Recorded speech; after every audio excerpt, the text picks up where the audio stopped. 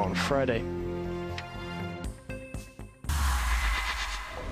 Real and Atletico meet at Santiago Bernabeu for the Madrid derby in La Liga on Sunday, just days after Cristiano Ronaldo's heroics away at Juventus in the Champions League. For the hosts, it's a chance to move to within 1 point of their bitter rivals. For the visitors, it's a chance to stretch their 4-point lead. Real coach Zinedine Zidane is confident ahead of the encounter. For the hosts, it's a chance to move to within 1 point of their bitter rivals. For the visitors, it's a chance. We've had a few days to rest, but so have Atletico. In fact, they've had even less time than us. We're focused on ourselves though, and we feel ready, both emotionally and physically. We're in a good run of form at the moment,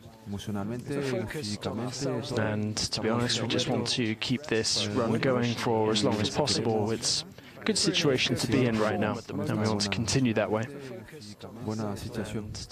Atletico coach Diego Simeone is envious of the strength and depth that opposite number Zidane enjoys as he battles with a number of... That is absolutely the case. They've done a great job.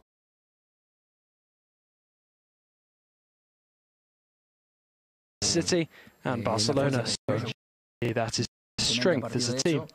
So, bearing that in mind, we can face any of their players in this match, and we imagine anything is possible to happen as a team. Zidane has no new injury concerns ahead of Atleti's visit, but the Frenchman is expected to rotate ahead of a Champions League quarter-final second leg against Juventus. Simeone has already been deprived of defender Jose Maria Jimenez. Castres have kept their chances of making the top 6 playoffs in French rugby's top 14 after beating Toulouse.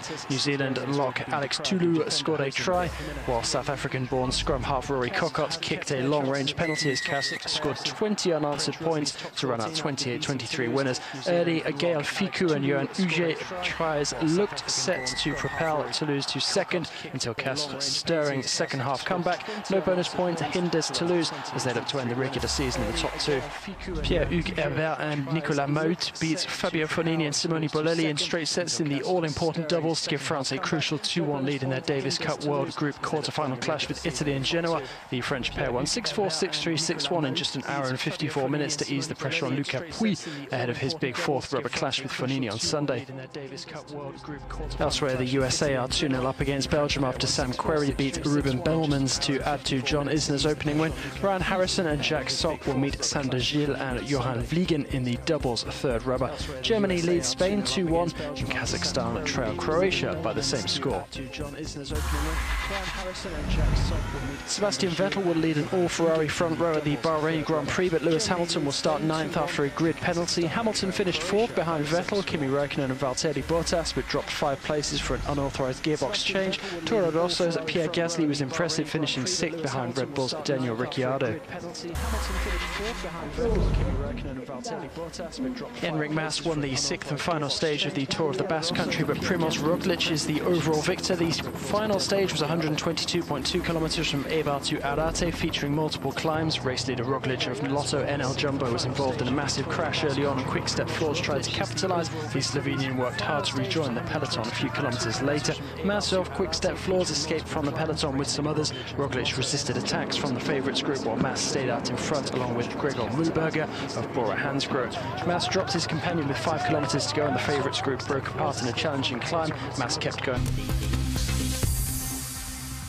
April 2nd was International Fact-Checking Day, so we decided to take you inside the Observer's newsroom to show you some of the techniques we use to verify images that we find online. Our first example, courtesy of Gaël Faure. Watch and learn. Cette photo montre Emma Gonzalez, une lycéenne qui a survécu à une fusillade en Floride et depuis elle est devenue une icône de la lutte anti-armes. Alors là, on dirait qu'elle déchire la Constitution des États-Unis et cette photo a été beaucoup partagée par des défenseurs du droit du port d'armes. Mais alors ce qui est étrange, c'est que quand on utilise un outil d'analyse d'image comme InVid, on remarque beaucoup d'incohérences sur cette partie-là. Ces petits points, on appelle ça le niveau d'erreur graphique. Donc ça peut indiquer qu'un logiciel de retouche a été utilisé sur cette zone-là. Alors en faisant une recherche inversée, on retrouve la photo d'origine et on voit qu'elle a été publiée par un magazine américain, Teen Vogue. On voit que ce n'est pas la Constitution, mais une cible de tir. Le magazine avait aussi publié une vidéo, mais elle aussi a été manipulée par des internautes et ils ont encore une fois rajouté la Constitution. Here's another example from Ershad Alejani, who runs our site in Persian. One of the best tools we have for spotting fake news is our own eyes. This video got my attention because it's shared a lot on social media. People who published it claim it shows a drone attack by the Turkish army in Afrin, Syria. But there were things that looked wrong to me. For example, this red star, or this number showing the remaining bullets. These are not things we see usually in images of drone cameras or night vision cameras. It looks more like a video game to me. So the first thing I did was looking at the official images of drone attacks by the Turkish army. As you can see, they look nothing like that the video posted on social media. After a while, I found this video game, Arma 3. You can see the same red star and all other details. But the people who published the fake video were clever. They cut out the size of the image to hide the fact that it came from a video game. They also added Turkish voices to try to make it sound more authentic.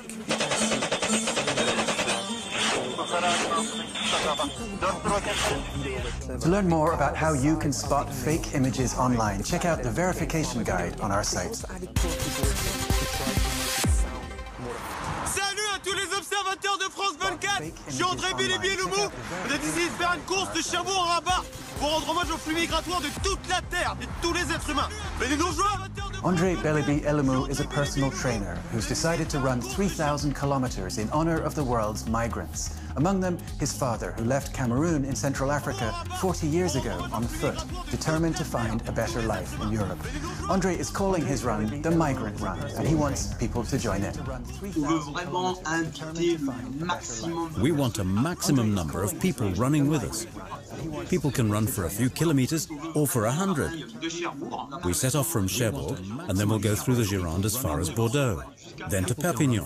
We'll cross the border and go down the Costa Brava, the Costa del Sol, Barcelona, Tarragona, Valencia, all the cities to Algeciras.